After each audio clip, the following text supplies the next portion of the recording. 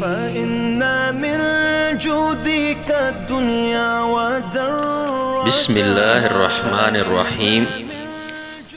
سورہ نصر کی آخری آیت کریمہ ہے فَسَبِّحْ بِحَمْدِ رَبِّكَ وَاسْتَغْفِرْهُ إِنَّهُ كَانَ تَوَّابًا. ترجمہ: تو اپنے پروردگار کی حمد کے ساتھ اس کی تسبیح کرو اور اس سے مغفرت مانگو، یقین جانو وہ بہت بڑا معاف کرنے والا ہے. لفظ بلفظ ترجمہ دیکھتے ہیں. فا کا مطلب ہے پس، فسبح، سبح یعنی تسبیح کرو، بحمد ربک، حمد کے ساتھ اپنے رب کی.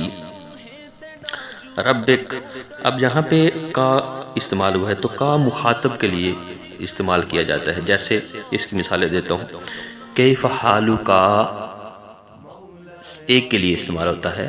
اگر میرے سامنے ایک شخص کھڑا ہوگا تو میں اس کو کہوں گا کیف حالک، آپ کا کیا حال ہے. اور اگر دو کھڑے ہوں گے تو میں کہوں گا کیف حالکما، آپ دونوں کا کیا حال ہے. اور اگر تین یا تین سے زیادہ کھڑے ہوں گے تو میں کہوں گا کیف حالکم، کہ تم لوگوں کا کیا حال ہے. واستغفرہ یعنی اور اس سے مغفرت مانگو. اب یہاں پہ جو ہو کی ضمیر ہے وہ اللہ تعالیٰ کی طرف جا رہی ہے. واستغفرہ واو کا مطلب ہے اور، استغفرہ یعنی استغفار کرو، مغفرت مانگو ہو اللہ سے. انہ کان توابا. انہ کا مطلب ہوتا ہے بے شک.